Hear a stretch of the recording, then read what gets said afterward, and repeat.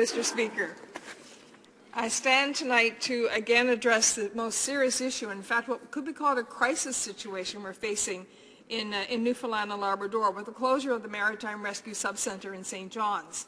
Now anyone who's ever worked on the ocean or traveled on the ocean knows only too well how important it is to have that safety net, to know that when you're there on the ocean, that if you need help, that help is there for you.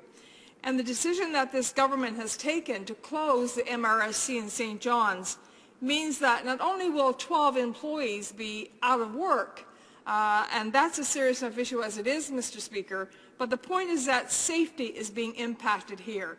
It means that people who have come to rely on the expertise of the MRSC in St. John's will no longer be able to avail of that expertise and that local knowledge of the Newfoundland coastline. It's a serious issue. We have employees there that have been making the case very well, explaining what it is that they do. In fact, they're open invitations to both the Minister of Fisheries and Oceans federally and to Minister Pinochet, who is in fact the regional minister for Newfoundland and Labrador. Their invitations have been ignored.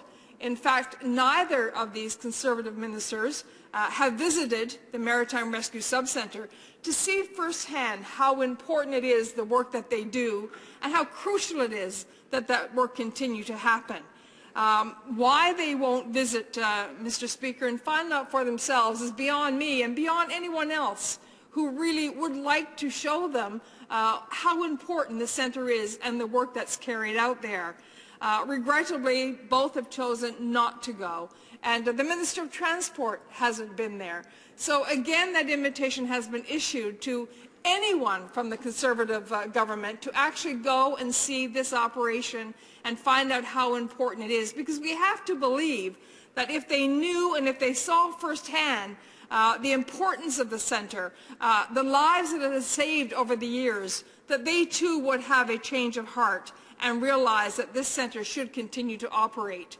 And the problem we have, Mr. Speaker, is that when anyone speaks out, any employee, and we know what happened with Jason Hamilton in Nova Scotia, when he spoke out and said, you know, this is not the right thing to do, that man was reprimanded for speaking his mind.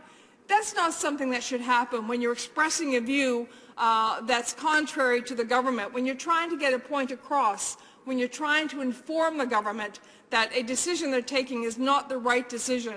And it's not the right decision because, of course, it impacts on lives of people. And that's what's really important here, is ensuring that people, when they travel on the ocean, know that they have someone who's looking out for them. You know, it's a difficult environment as it is.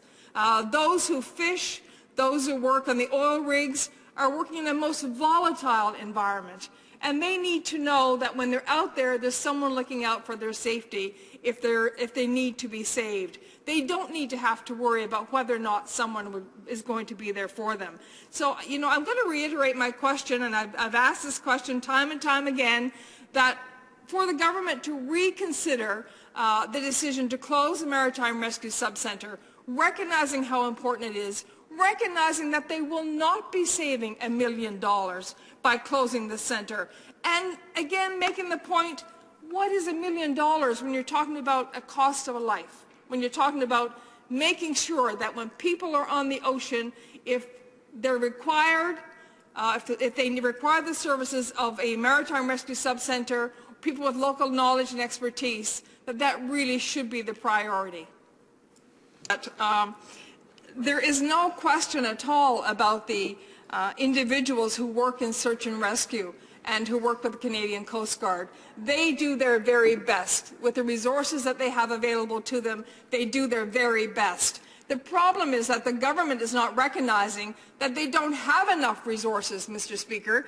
The problem is that they're not recognizing that we've already seen documentary after documentary that shows that our response time in terms of search and rescue is not good, that we need more support. These individuals who work so hard need more support. And when my honourable colleague talks about ensuring that we have qualified personnel, well, it's interesting to note that what is happening now in terms of the employees that are not moving from St. John's to Halifax, so they're having to find other employees to be hired at the Joint Rescue Center in Halifax, that they've downgraded the qualifications. So the search and rescue coordinators who will be actually hired for Halifax will not be as qualified because they cannot find individuals who have the necessary qualifications. So I ask the member, how can you say that you are living up to the standards that we need and expect in terms of search and rescue?